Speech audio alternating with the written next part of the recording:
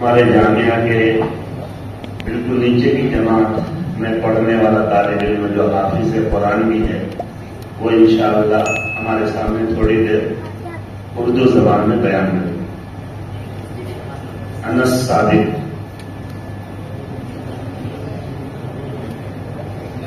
الحمدللہ رب العالمین والعاقبۃ للمتقین والصلاة على رسوله محمد وآله وأصحابه أجمعين.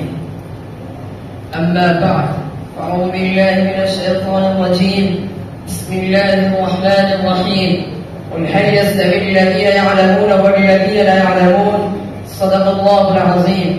وقال رسول الله صلى الله عليه وسلم: العلماء ورثة الأنبياء، أو كما قال النبي المصطفى صلى الله عليه وسلم.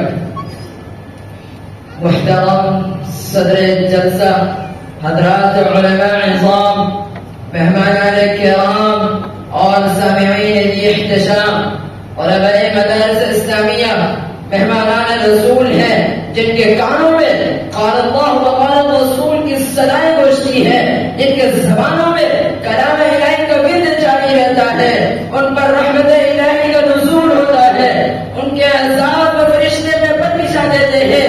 جی ہاں، یہی وہ طلبہ مدارس اسلامیہ ہے جن کی تعریف خود خالق الزمان نے ارشاد فرمایا: قل هل يستوي الذين يعلمون والذين لا يعلمون؟ کہ علم اور بے علم برابر نہیں ہو سکتے. یہی وہ طلبہ مدارس اسلامیہ ہے جس کی شان کو بیان کرتے ہوئے آقا جہاں صلی اللہ علیہ وسلم نے ارشاد فرمایا: من سلک طریقا یلتمس فیہ علما سہل اللہ له به طریقا الی الجنہ. کہ جو طلب علم ہوتا ہے تو اللہ تعالی اس کے لیے راہ جنت آسان فرما دیتے ہیں. یہی وہ طلب مدارس اسلامیہ ہے جن کی اہمیت کو بیان کرتے ہوئے آقا جہاں صلی اللہ علیہ وسلم نے ارشاد فرمایا: من کان فی طلب العلم کانت الجنۃ فی طلبہ. کہ جو طلب علم ہوتا ہے تو جنت اس کی طرف میں ہوتی ہے. یہی وہ طلب مدارس اسلامیہ ہے جن کے سونے کو عابدوں کی عبادت فضیلت حاصل ہے.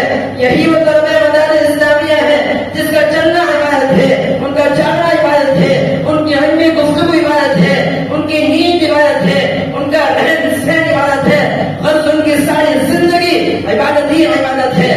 یہی وہ طلب مدارس اسلامیہ ہے جن کے بارے میں سرکار مدینہ، کونین کے نگینہ، یتیم آمنہ، آقا نامدار، مدینہ کے تاجدار، اللہ کے رازدار، ساقی کوثر، شافی محشر، محبوب رب اکبر، احمد المجتبی، محمد مصطفیٰ صلی اللہ علیہ وسلم نے یہاں تک فرما دیا: العلماء ورثۃ الانبیاء. تو علماء کرام انبیاء علیہ السلام کے وارث ہیں. اے والدان علم نبوت، جو آپ کی اتنی فضیلت، آپ کی ذمہ داری بھی بہت ہے. لہٰذا آپ کی ذمہ داری ہے کہ آپ کے اندر راسخ ایمان ہو، صبر و شکر ہو، تقویٰ پرہیزگاری آپ کا شعبہ ہو، آپ سب پر خیرات و سنت رسول کے حریص ہو، آپ عدل انصاف کے پیکر ہو، حق گوئی بے راہی کے بے نظیر ہو، آپ کے اندر کردار کی بلندی، اخلاق کی صفائی ہو، آپ کے اندر اعمال صالحہ کا جذبہ، اخلاص للہیت الفکر آخرت ہو، آپ کے اندر ظلم و بربریت کے خلاف آواز اٹھانے کی جرأت ہو، آپ کے اندر حق کے خلاف بولنے والے کے سر پر نشتر لگانے کی ہمت ہو، آپ کی نظر عالمانہ، جگر غازیانہ، ابا عالمانہ، قبا زاہدانہ اور آپ کو جانتا سارا زمانہ ہو. دوسری جگہ پر آپ احساس کمتری کا شکار نہ ہو، مالداروں کے مال سے محروم نہ ہو، آپ کے اندر ایثار و قربانی کا جذبہ اور مذہب اسلام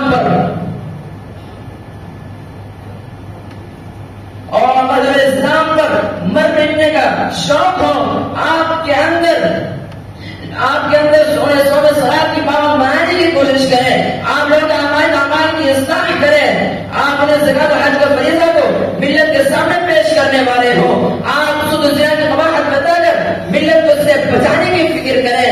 غرض آپ میں جذبہ ہو کہ آپ لوگوں کو جہنم و راستے سے ہٹا کر جنت راستے پر لانے کے لیے ہر ممکن کوشش کریں. اے طالبان علوم نبوت، آپ رہبر دین و شریعت ہے، پاسبان علوم نبوت ہے. آپ آخر دعوانا الحمدللہ رب العالمین.